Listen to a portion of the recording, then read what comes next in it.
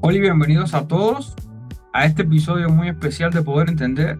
Tenemos nuestro primer invitado, Carlos, cuyo perfil en redes Investing File llamó mi atención y a partir de ahí comenzamos una comunicación en Instagram donde él sube contenido de inversiones y esta primera colaboración esperamos que sea la apertura de muchas otras cosas.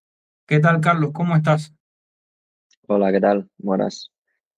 Pues muy bien, muy contento. eh, y nada, aquí dispuesto a tener una buena charla. Muy bien, Carlos. Para comenzar, me gustaría que le comentaras a la audiencia un poco acerca de ti, de quién es Carlos, a qué se dedica, por qué hace este tipo de contenido. Pues bueno, yo soy Carlos, soy de España, vivo actualmente en Madrid. Estudié ingeniería industrial electrónica y llevo casi 6 años invirtiendo ahora en bolsa. Y nada, este verano tuve la idea de abrirme un canal educativo. Bueno, no solo educativo, sino un poco de todo. Es parte educativa, parte. La idea no es solo educar, sino también acompañar a la gente en el camino de la inversión, pues comentando noticias diarias, haciendo análisis de empresas, dando a conocer ciertas cosas del mundo. Más o menos es, bueno, lo que hago actualmente. Todavía llevo más o menos 2 meses subiendo contenido, o sea que más o menos todavía estoy en un periodo de prueba, pero yo creo que el canal va bien, va creciendo poco a poco. Y nada, actualmente soy analista de datos en una empresa eléctrica suiza. Y nada, el tema de la inversión, pues no sé, me interesé bastante joven por ella y poco a poco fui informándome más, leyendo algún par de libros. Y durante la crisis del COVID del año 2020, cuando estábamos encerrados, vi que era una buena oportunidad para empezar a invertir y ahí empezó mi vida inversora, por decirlo de algún modo. Vale, me parece muy bien. Bueno, yo llegué a la inversión un poco porque me comenzó a interesar el mundo más bien de las finanzas personales y pues siento que el que se interesa en estos temas termina de una manera u otra invirtiendo. Yo no empecé directamente por la inversión, empecé más bien por las finanzas personales y aprender. Y siento que pasa eso, ¿no? Que todo el que se interesa o por el mundo de la inversión o por las finanzas personales, como que va en ese camino de invertir en bolsa. En un capítulo de Poder Entender, bueno, como sabes, yo tengo este proyecto de comunicación cuya base fundamental ahorita es el podcast Poder Entender. Y en un capítulo comentamos, o bueno, el capítulo trató acerca de qué es invertir y qué no es, porque en las personas comunes como tú y como yo, porque al final somos inversores que tenemos un trabajo, que hacemos otras actividades y hemos comenzado en el mundo de la inversión por cuenta propia, por vocación, porque nos interesa, es muy común que las personas vean algunos tipos de gastos como inversión. Digan, no, yo invertí en un teléfono, no sé si lo has escuchado, o tengan confusión en qué es invertir y qué no es invertir. Para ti, ¿qué es invertir? Hombre, depende del activo que estés comprando. Por ejemplo, un coche es la peor inversión que puedes hacer porque es un activo que nada más lo compras se devalúa. A no ser que sea un coche como un Ferrari, pero que ya no entraría dentro del segmento de coches, sino más bien como un artículo de lujo. Pero la inversión básicamente es poner, si tuviera que definirlo de alguna forma, pues es poner tu dinero a trabajar para ti, digamos. O ponerlo en un activo que se va, claro, que es hacerle trabajar para ti a tu dinero, pues ponerlo en un activo que vaya a producir algo o que vaya a revalorizarse en un futuro, digamos. Sí, exacto. Justo esa es la visión que yo comparto. Bueno, yo hablo ahí también un poco de la inversión en uno mismo, que sería educarse, formarse y todo eso. Pero justo el ejemplo del carro es muy ilustrativo, porque, por ejemplo, para una empresa, el carro sí es un activo porque entra en su balance y es un activo depreciable. pero muchas personas, justo el ejemplo del carro me gusta mucho porque muchas personas ven como su carro como una inversión, cuando normalmente los carros deprecian. Incluso hacías la reflexión del Ferrari, algunos coches de lujo incluso también cuesta venderlos más que al precio de lista. Entonces, este yo creo que es un primer punto para toda aquella persona que quiera comenzar a invertir, que quiera hacer que su dinero le retorne un valor que o mínimo le gana la inflación, que es otro tema que es muy heavy. El tema del carro le ayuda a muchas personas a entender, porque realmente, como bien decías, la inversión es poner tu dinero en algo que te va a generar un retorno o que ese activo va a ir aumentando de valor en el tiempo. Y a eso vamos a llegar. Bueno, ya explicaste Exacto. un poco de por qué, perdóname, explicaste un poco de por qué decidiste comenzar a crear contenido de inversión y cómo empezaste a crear contenido acerca de inversión. Haces una labor divulgativa que me parece muy buena. Tus análisis son muy certeros y muy precisos. También haces contenido corto y eso obliga a, de alguna manera, ajustarte a un formato para que tenga sentido el contenido que estás haciendo. Ahora, en tu perfil hay algo que me llama mucho la atención, ya que haces esta labor divulgativa y que quieres dar a conocer y compartir ese conocimiento, lo cual me parece genial porque aunque tú y yo, obviamente, estamos interesados en este tema y seguimos a personas que también hacen divulgación de estos temas, siento que falta mucha educación financiera en todos los países, porque yo soy cubano, vivo acá en México, tú vives en España, yo sigo muchos creadores españoles y consumo mucho contenido español. Y me parece que aún hay mucho por hacer. Pero en tu perfil pones, no vendo cursos. ¿Por qué pones esto, Carlos? Me llama mucho la atención. Bueno, realmente eso lo tenía antes, ya lo he quitado. Era básicamente más bien una estrategia de marketing que cualquier otra, no tenía un trasfondo especial. Porque hoy en día en Instagram es muy típico ver publicidad de traders o vendehumos que te dicen, oye, si compras mi curso, mañana te vas a hacer millonario. Al final es verdad que la gente lo que busca es como ese retorno inmediato. Siempre que alguien que se interesa por la inversión, siempre te va a hacer la pregunta como esperando que le des ese secreto, ese como, haz esto, que es la clave y con esto ya vas a ser millonario. Y yo creo que la gente está un poco cansada y eso mancha mucho lo que es la inversión y la cultura financiera. Entonces me lo puse un poco como para distinguirme de todos esos vendehumos, digamos. Me lo he quitado porque tampoco aportaban al perfil y quería hacerlo más simple. No quería tener ahí demasiadas cosas que cuando entraras te saturaran. Pero eso, el objetivo era simplemente como distinguirme de todo ese grupo. Me parece genial. O sea, sí hay mucho, como dices, vende humo, traders sobre todo. Yo creo que yo sí tengo la intención de tener una plataforma de cursos. Estoy trabajando en ello. Quiero comenzarla el próximo año. Quiero el primer curso, quiero hacerlo de finanzas personales, precisamente porque para mí ha sido un camino y un camino maravilloso lo que he descubierto y quisiera que más gente saliera de ahí, es la verdad. Sí hay mucho vendehumo y yo creo que justo la visión equivocada que tiene la persona común de que empezar a invertir es como algo de mágico o, o que hay secretos o que hay todo esto, ¿no? Del trading y así. Pues por eso mucha gente cae, precisamente por la incultura financiera, por la no formación, por el desconocimiento.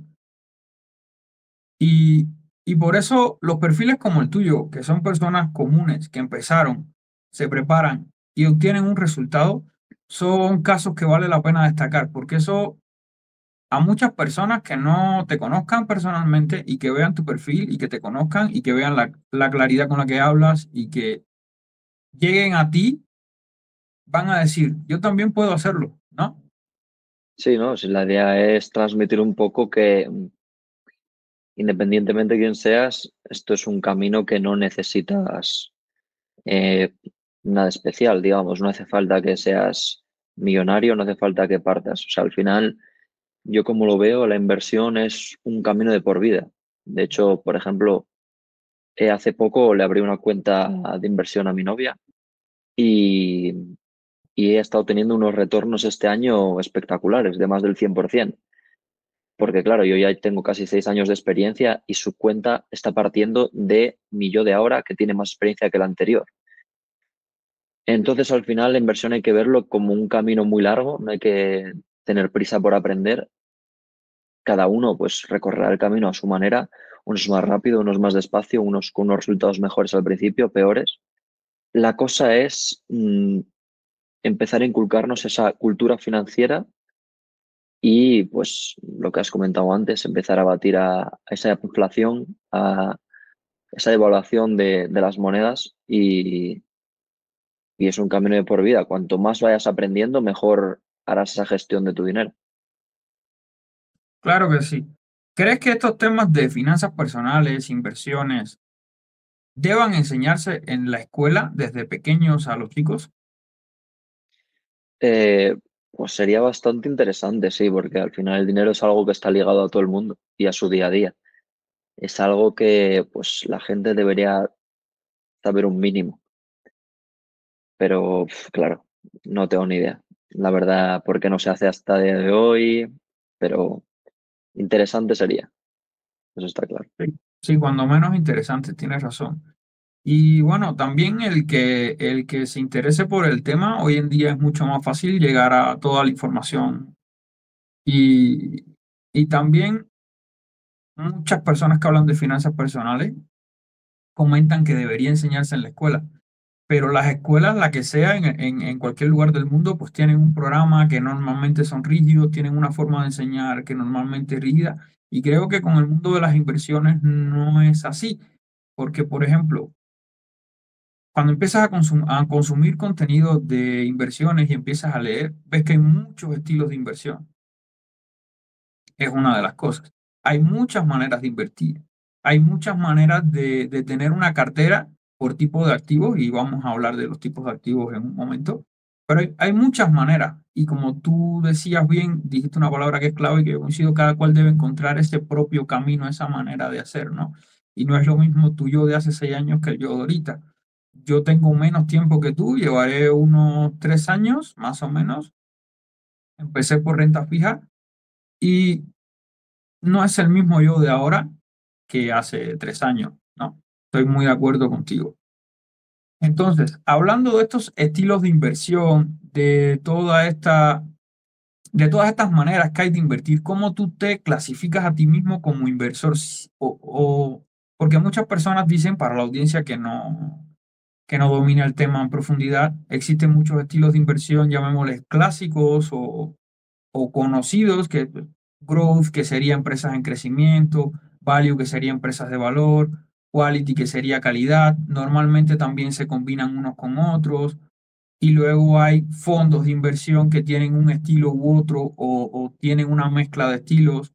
Entonces, pero el inversor retail, que es como se llama en este caso, lo que somos nosotros, normalmente se clasifica de acuerdo a un estilo de inversión. A mí me gusta invertir en dividendos, me gusta invertir en crecimiento, me gusta invertir en las empresas de más calidad del mundo. A ver, por ejemplo, en algún vídeo creo que hablo yo de eso. Tengo un vídeo especial, yo creo que es para que la gente sepa distinguir, por ejemplo, entre el value investing y el growth investing, que realmente no son dos estilos diferentes. Es verdad que tú cuando analizas una acción, sí que puede que haya acciones que son más growth porque se analizan de una forma, value que se analizan de otra. Podríamos encasillar value con las acciones más, con un retorno más histórico, una rentabilidad que es más predecible y más sostenida en el tiempo, y los growth pues son empresas que igual todavía les queda por demostrar o puntualmente van a crecer ahora por algo concreto que está pasando, como la inteligencia artificial o algo así, y todavía estás basando, digamos, tu tesis en algo futuro. Pero realmente ambas son lo mismo porque eh, el value investing también, dentro de tu tesis, tienes que tener en cuenta el futuro, porque al final tú cuando inviertes, lo que te va a dar esa rentabilidad es el futuro. Entonces, realmente, por ejemplo, a Warren Buffett se lo pregunta en una entrevista que hace, él hace entrevistas todos los años en su reunión anual de inversores de Berkshire, Y él dice como que alguien que piense que es diferente el growth del value es que no sabe de inversión. Y realmente es un poco así. También existe lo que se llama el quality investing, que es solo en empresas pues, que son duopolios o monopolios, que bueno, existen muchas formas y mucha gente se define de diferentes formas. Yo tampoco me encasillaría en ninguna. Mm, Igual por el tipo de portfolio que llevas en un momento podrías decir algo. O sea, podrías definirte como algo u otro. Por ejemplo, mi estilo de inversión ahora, yo estoy bastante concentrado en ciertas empresas en las que tengo mucha convicción. Y quizás podría decir que ahora mismo soy growth, no lo sé. Mm, la realidad es que la inversión en lo que hago yo es en renta variable, que es en acciones. ¿Por qué? Porque las acciones, como comenté antes, son empresas que al final producen algo, te aportan un valor. Luego, como has dicho tú, podemos hablar de los tipos de activos, como por ejemplo el oro. El oro es un activo, pero que no produce nada. El oro no es una empresa que, por ejemplo, vende coches. Tú compras Ferrari y tu valor no es que tienes un boleto que vale 200 euros, que es lo que vale la acción de Ferrari, sino que tienes una parte de una empresa que produce constantemente coches. Entonces, ¿en qué se basa mi estilo de inversión? En analizar empresas que aportan un valor. Tampoco podría decirte, pues bueno, igual más growth ahora mismo diría yo, por lo que te he comentado, por el tipo de cartera que tengo. Sí, justo has dicho varias cosas interesantes. La que más me llama la atención es que lo que muchas personas definen como empresas de calidad realmente son o monopolios o duopolios. Es curioso porque realmente las empresas que normalmente pues, escucho a personas hablar de invierte en las empresas de más calidad del mundo, realmente están invirtiendo en monopolio, que no tienen en principio nada de malo porque hay empresas, se me viene a la mente ASML, que es muy difícil llegar al nivel de lo que produce y de lo que hace. Para otras empresas, para otros nuevos competidores, es muy difícil llegar. El otro día también estaba viendo contenido tuyo que analizas a Visa y pues tiene un duopolio con Mastercard, porque American Express juega en otra liga, pero Visa y Mastercard tienen el duopolio de los pagos, ¿no? Y de las transacciones financieras. Entonces sí me parecen muy interesantes todos los estilos porque yo me paso un poco como a ti, no es que tenga un estilo. Sí me gusta, ahora que estoy analizando empresas, te comenté antes que empecé por renta fija, de ahí pasé a indexación, manteniendo renta fija e indexados, y de los indexados te quiero preguntar terminando esta parte.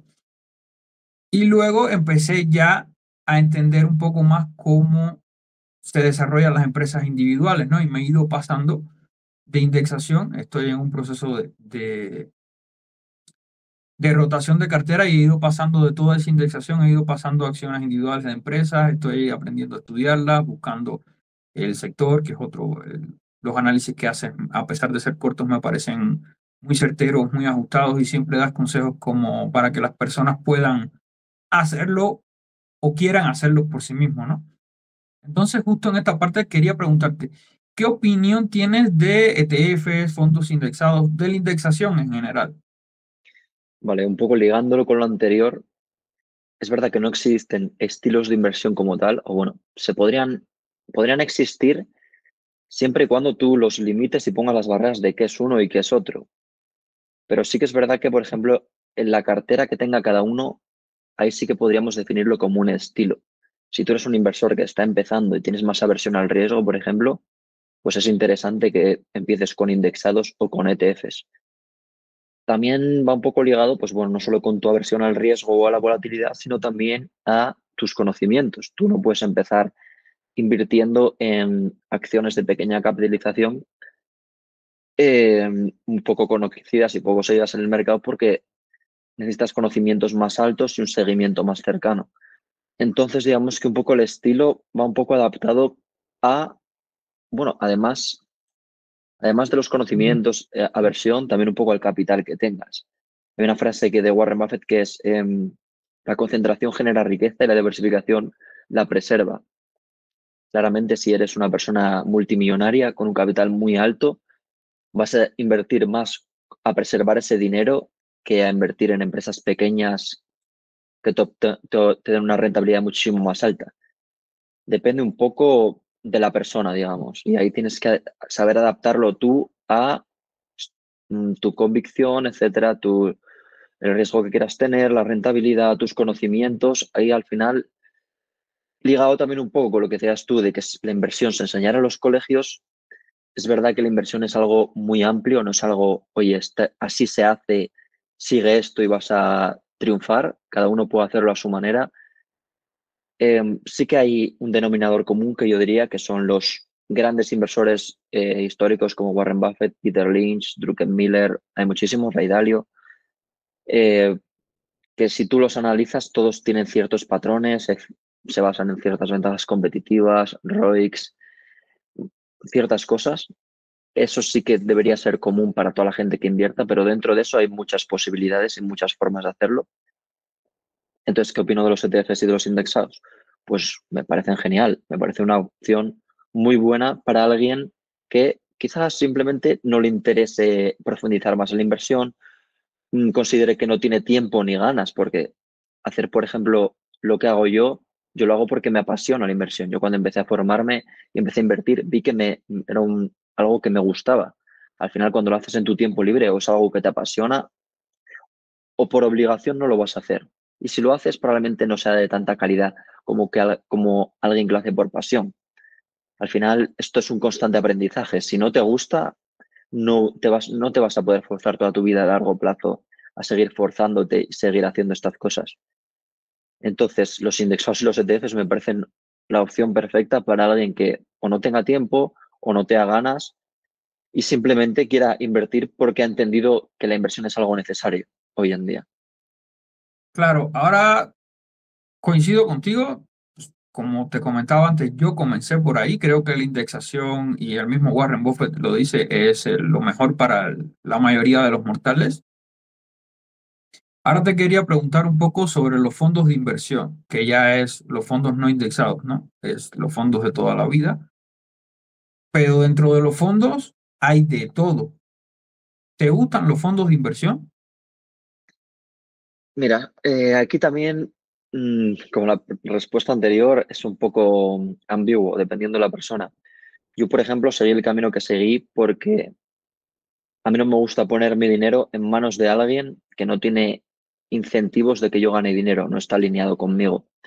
Y menos hacerlo sin tener yo conocimientos para poder juzgar que lo que me está diciendo la otra persona me conviene o no. Entonces yo, a raíz de que no quería confiar ciegamente en una persona que no conozco de nada, me empecé a informar y me di cuenta que el mejor camino es hacerlo tú mismo, no delegar en fondos. ¿Por qué? Porque los fondos al final te cobran una comisión.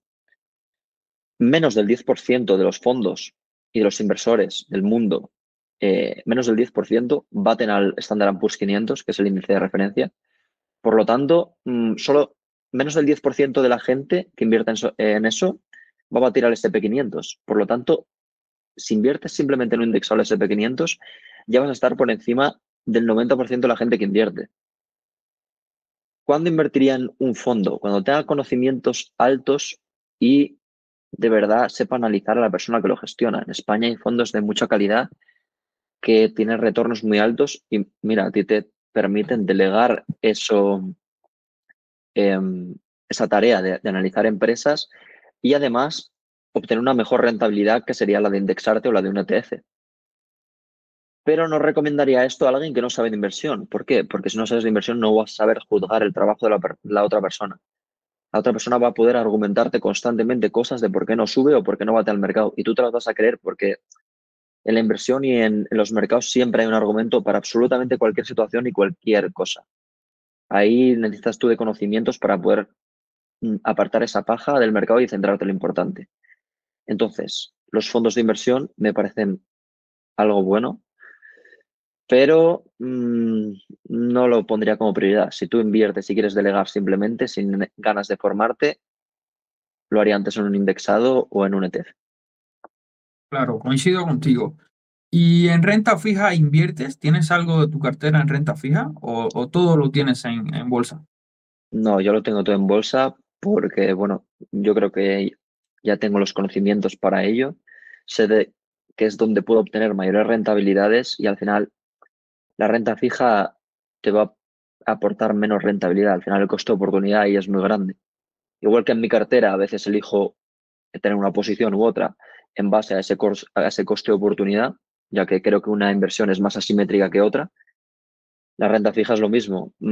¿Es mala la renta fija? No, pero las posibilidades que yo encuentro dentro del mercado son mejores.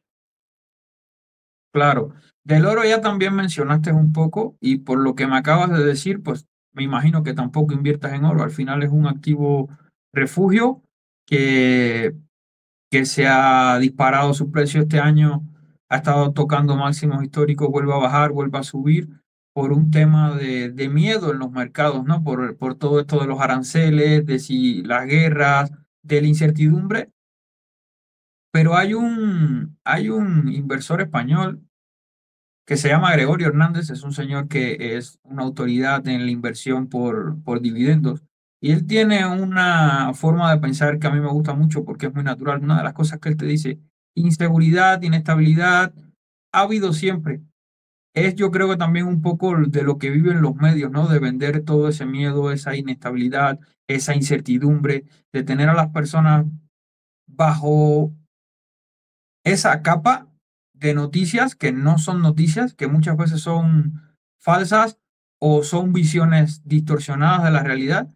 Y entonces esta persona a mí me gusta mucho porque siempre te dice eso, desde que yo tengo uso de razón, porque empecé a invertir muy niño, siempre ha habido miedo en los mercados, siempre ha habido incertidumbre, siempre han habido crisis y la bolsa sigue andando, ¿no? Entonces yo pienso que lo del oro, a pesar de que sí es un activo escaso y sí es refugio del valor, pienso que esta descomunal fiebre del oro que hay ahorita es por todos esos miedos en los mercados y, por ejemplo, grandes inversores, que ya los he mencionado y era algo de lo que queríamos hablar, pero ya hablaste, creo que de tus principales referentes.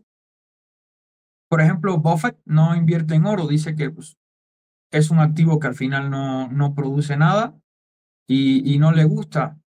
Eh, Benjamin Graham, que pues, al final fue como el referente de Buffett, pues parecido, ¿no? Lo que le gustaba era la acción directa, la inversión directa, perdón, la inversión directa en acciones y recomendaba a las personas comunes, como dices tú, que no tienen tiempo, tener un estilo de inversión pasivo. Él dice que hay dos tipos de inversores inteligentes. Uno es el emprendedor, que es un poco como eres tú, analiza empresas, busca y siempre está buscando optimizar esa rentabilidad.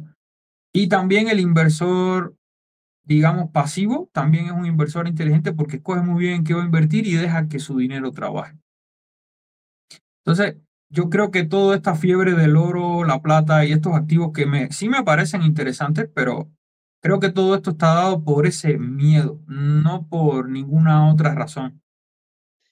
A ver, este tema es bastante complejo. Para comentarlo tardaríamos un buen rato. Pero a ver, básicamente el oro es un activo deflacionario y refugio. O sea, es verdad, siempre la gente va a tender al oro cuando hay incertidumbre en los mercados y volatilidad, porque al final lo que buscas es tú tener, si puede llegar, la gente se pone en lo peor, quiero tener mi dinero en algo que hoy no se vaya a devaluar, pero en algo seguro, como es el oro. Pero a ver, la incertidumbre de ahora mismo, a ver, siempre va a haber un motivo en los mercados por lo que suba. En los periodos actuales tiene mucho sentido la tesis del oro y también el Bitcoin, que es otro activo que ahora mismo tiene un carácter bastante parecido al oro y yo creo que a día de hoy es mejor inversión. Por lo que tú comentas un poco, que el oro llevamos una subida demasiado descomunal para lo que es el oro como activo. Para poner un poco en contexto, el oro en la crisis del 2008, que fue una de las más grandes que ha habido en la historia, subió un 53%. A día de hoy todavía no ha habido crisis y lleva más de un 100% este año. Yo comentaba en mi cuenta cómo si el oro, si no llegaba a una recesión, no veía suficientes motivos para que el oro en el medio plazo siguiera subiendo. Mm, Tiene sentido que haya subido, porque al final nos encontramos en un periodo actualmente en el que ha habido una eh, impresión de liquidez muy grande y se ha acelerado mucho. Eso devalúa las monedas y hace que ese activo, ese carácter deflacionario del oro, del Bitcoin, sea todavía más valioso. Y además, bueno, nos encontramos en una situación un poco compleja con el tema de la banca en la sombra, miedos a esa recesión. Se habla de la burbuja también de inteligencia artificial, Trump y los aranceles. Estamos en un año que se están juntando demasiadas cosas y la gente estaba dando muy, o sea, por hecho, la tendencia es que la mayoría de la gente creía que iba a haber una crisis. La realidad es que al final esto, pues el oro no es un activo que se puede evaluar, como has dicho tú. Por eso los mejores inversores no invierten en oro o en Bitcoin o no creen en ellos por ese motivo. Yo creo que son buenos activos. Yo no los tengo en mi cartera, pero son muy buenos activos para tener una cartera. Hay diferentes tipos de carteras que los tienes, pues bueno, para diferentes estrategias. Si eres un inversor, por ejemplo, que no eres un emprendedor, como has comentado tú, también tener un pequeño porcentaje en oro o en Bitcoin es una gran idea, porque tampoco necesitas hacer un análisis diario o un seguimiento, porque ya está, tú crees en la tesis de esos dos y es que en el largo plazo, simplemente por el puro funcionamiento de las monedas fiat, eso se va a revaluar más que tenerlo en cash, digamos. Pero sí, actualmente, pues creo que el oro no es una gran inversión, lo ha sido en el último año. Aún así, yo hace un año decidí no invertir, por ejemplo, estuve pensando en comprar mineras de oro, que digamos que es una inversión que, bueno, es como invertir en oro, pero de forma un poco apalancada. Pero por lo que te digo, el estilo de inversión que sigo es un poco basándome en esos referentes históricos, grandes inversores, que al final pues se basan es mucho más seguro y la inversión es mucho más asimétrica y más predecible en una empresa. Al final, el oro o el Bitcoin se mueven un poco por pura especulación o sentimiento de mercado, que es lo que estamos viendo y lo que has comentado un poco tú ahora, ¿no? Pues ese miedo, esa incertidumbre del oro. Pero sí, explicar por qué el oro ha subido a día de hoy es un tema muy amplio, digamos. Sí, es un tema complejo y como tú bien dices, se mezclan muchas cosas para para que estos factores se den. El entorno macroeconómico es muy complejo de analizar y se deja llevar más por toda esta incertidumbre y este ruido que realmente por valores. Yo pienso igual que tú, yo no lo tengo ahora mismo en cartera el oro. Siento que sí puede ser interesante para ese inversor más defensivo o más tranquilo. Y para otros estilos de inversión, hay personas incluso que hedge fund que tradean con oro y pues hay muchos estilos, ¿no? También te quería preguntar, ya mencionaste Bitcoin, ya explicaste la opinión que tienes. Ahora, ¿qué piensas acerca de los otros criptoactivos? Serían las altcoins y las stablecoins. Pues mira, a día de hoy yo solo tengo analizados Bitcoin y Ethereum, que son las dos criptomonedas que para mí tienen sentido a día de hoy. El resto no lo tengo analizado, no me llaman la atención porque, o sea, Bitcoin y Ethereum los tengo analizados y no invierto en ellos por este tema de que no es un activo que te produzca un valor. Creo que son activos que van a funcionar muy bien en el largo plazo. El resto de stablecoins o memecoins o lo que sean, pues no te puedo decir nada porque no invierto en ellas. Eh, no lo están analizadas, no me quiero mojar porque al final es un tema un poco Claro, complejo. yo tampoco he seguido mucho. Ethereum, Bitcoin, que es las que tengo analizadas, creo que son muy buenas inversiones en el largo plazo. Que igual que en el oro, también el tema es un poco especulativo, porque decir a día de hoy, o sea, a día de hoy no puedes sacarle un valor intrínseco y decir, oye, a día de hoy están caras o baratas. Estas inversiones, a mí me parecen buenas inversiones muy a largo plazo, pero no se basan en esos principios como cuando analizamos acciones de, oye, es una inversión muy asimétrica. Simplemente es, meto mi dinero, confío de aquí a 10 años que va a valer más y ya está. Sí, justo lo que hablabas del riesgo asimétrico que lo mencionaste anteriormente también. Es un concepto que me parece muy interesante. Tú dices, bueno, yo tengo un patrimonio y puedo dedicar el 1% del patrimonio a Bitcoin, por ejemplo, ¿no? O a una cripto, la que sea. Y eso lo que puede pasar es, en el peor de los casos, que pierda el 1% de mi patrimonio. Y en el mejor de los casos es que se duplique, se triplique o lo que... Entonces, ese riesgo asimétrico, si lo ves de esa manera y lo integras bien, pues puede darte unos buenos resultados. Pero sí me parece más interesante para inversores que no quieran pues, hacer análisis de empresas. Sí, igual hay personas que tienen una cartera de empresas y que son muy crack en invirtiendo en bolsa, que también tienen una participación en Bitcoin. O sea, es como tú dices, hay estilos que se mezclan unos con otros. Ya me dijiste de los criptoactivos que piensas. El tema de las stablecoins me está interesando, no para invertir en ellas, porque como tal las stables no son una inversión, pues es dinero, sino por el funcionamiento que están teniendo y que van a tener. Por ejemplo, hay una ley que se quiere aprobar en Estados Unidos de que las empresas pueden emitir su propia stablecoins, ¿no? O sea, hablamos de Amazon, Walmart, empresas así que puedan tener su propia moneda para que el usuario pueda pagar con ellas y evitar toda esa transaccionalidad de la que viven Visa y Mastercard, por ejemplo, y la banca, ¿no? Y también el tema de la tecnología de stablecoin es mucho más eficiente para transferencias, para pagos entre países, que el sistema de pagos tradicional sobre el que estamos ahora mismo. Entonces, Sí, eso, o en la- sea, perdona, sí, perdona que te interrumpa, todo eso va ligado con la tesis de Ethereum. Todo el tema de la tokenización, transacciones y demás, eso, por eso digo que yo recomiendo, bueno, no recomiendo, que eso no está permitido, pero desde mi punto de vista, yo si tuviera que invertir en dos cripto a día de hoy, lo haría o en Bitcoin o en Ethereum. Todo lo que comentas de tokenización y demás, todo eso va por la parte de la tesis de Ethereum.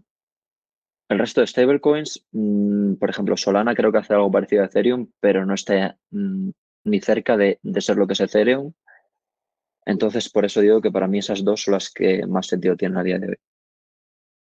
sí, coincido Y contigo en esta parte. relación con lo que has dicho de la inversión asimétrica, la inversión asimétrica no es tanto que tú digas, oye, voy a invertir un 1% de mi cartera en Bitcoin y puedo ganar mucho y perder solo el 1%, porque todavía estás asumiendo que la pérdida puede ser hasta el 100%. La inversión asimétrica, por ejemplo, es decir, oye, mira, esta acción está a este precio, poniéndome en la situación más conservadora en la que puedan darse todas estas, todos estos riesgos se hicieran realidad, podría perder un máximo de un 20%, pero si no se dieran y si todo siguiera su curso de manera conservadora, podría ganar hasta un 100% en el medio plazo. Eso es la inversión asimétrica. Puedo perder un 20 y ganar un 100. No tanto puedo perder un 100 y multiplicarlo por 1000, digamos. Claro, sí, sí, lo explicas muy bien. Sí, más bien el concepto es el riesgo asimétrico, o sea que puedes perder menos de lo que puedes ganar. Sí, válida la aclaración, qué bueno que lo explicas. Exacto. Ya creo que ya hemos repasado la mayoría de los temas, quizás quede mucho para hacer futuras charlas o colaboraciones. No sé si quieras decir algo como para despedirte o exhortar a la gente a invertir o cómo pueden empezar, algo así como para cerrar. No sé si te gustaría decir algo más.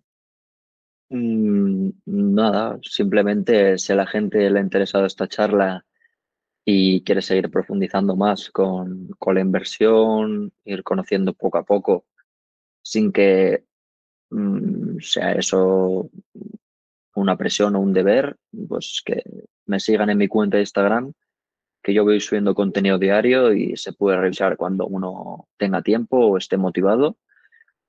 Y animar a la gente a que poco a poco se vaya interesando un poco más por este mundo de la inversión, que a día de hoy creo que ya no es algo, una elección, digamos, yo creo que es algo necesario si no quieres quedarte atrás y perder cada vez más poder adquisitivo. Y nada, que esto es un camino muy largo y que poco a poco. Vale, muy bien. Me gustó mucho la charla. Me gustó mucho tenerte aquí. Coincidimos en más cosas de las que pensé en cuanto a la visión general del mercado, en cuanto a la visión general de las inversiones, en los tipos de activos, en los estilos de inversión. Todo esto me aportó mucho a mí también. Espero que a la audiencia también le aporte. Dejaremos toda la información de tu cuenta de Instagram en los comentarios. Dejaremos notas de este episodio y espero que al que la vea le guste y le aporte valor esta charla. Entonces, muchas gracias, Carlos, por estar acá con nosotros hoy y espero que hayan futuras colaboraciones entre nosotros.